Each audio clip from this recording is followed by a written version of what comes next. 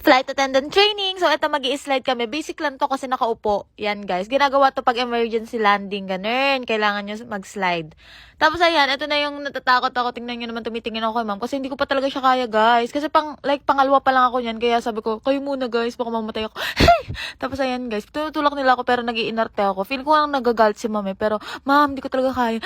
Tapos, ayan na. Kaya ko na yan. Pero, tingnan nyo ang gagawin ko, guys.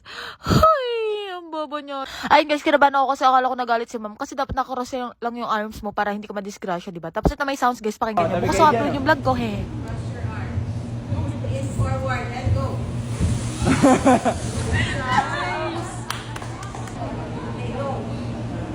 Baka vlogger yan.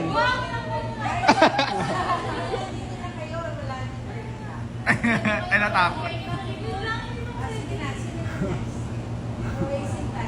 Baka vlogger yan.